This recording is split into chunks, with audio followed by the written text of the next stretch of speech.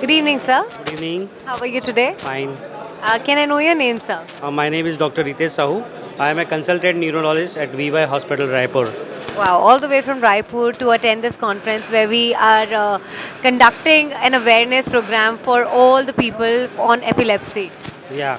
Epilepsy basically is a disease, a very big disease burden in India.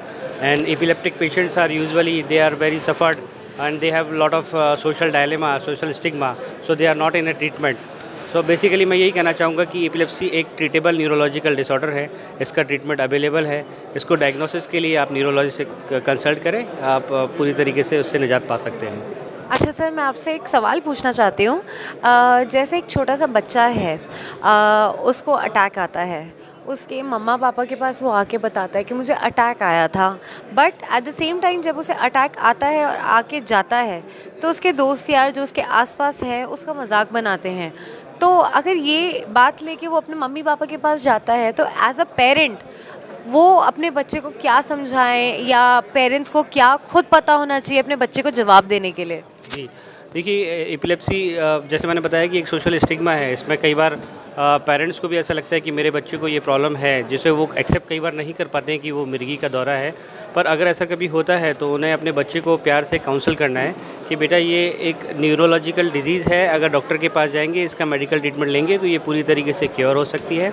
और parents के लिए मैं एक इम्पॉर्टेंट इन्फॉर्मेशन देना चाहूँगा कि कभी भी अगर ये एपिलेप्सी का अटैक पेशेंट बच्चे को आता है तो उसमें बिल्कुल डरने या घबराने की ज़रूरत नहीं है। उसको सेफली किसी एक प्लेस पे लेटा दे और एक सेमी प्रोन पोजीशन पे कर दे, ताकि बच्चा अगर मुंह में कुछ स्वेटिंग या सलाइवा है तो वो अंदर ना जाए।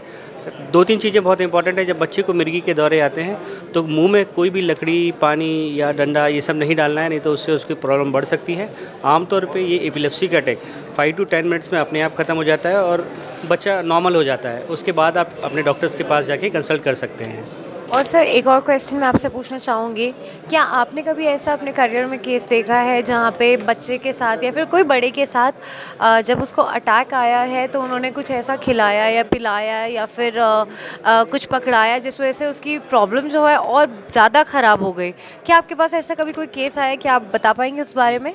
अक्सर ऐसा देखा गया है कि गांव में कई बार बच्चों को अगर अटैक्स आता है या किसी भी पेशेंट को एपिलेप्सी का अटैक आता है तो यूजुअली जो आसपास के लोग हैं वो क्या करते हैं कि मुंह में कुछ लकड़ी, चम्मच या शूज़ वगैरह ये सब डालने लगते हैं। उससे क्या होता है कि सांस लेने में दिक्कत आ सकती है, मरीज़ की कंडीशन और ज़्यादा बिगड़ सकती है। तो ऐसी स्थिति में उसको एक करवट पर लिटा दें, मुँह में कुछ भी ना डालें और हाथ पैर ढीले छोड़ दें। अगर उसने टाइट कपड़े पहने हुए तो उसको ढीला कर दें तो व्यक्ति 5 से 10 मिनट में नॉर्मल हो जाता है। Thank you so much. I think ये हमारी ऑडियंस के लिए आपने बहुत ही अच्छा मैसेज छोड़ा है। Thank you so much for your advice sir. Thank you.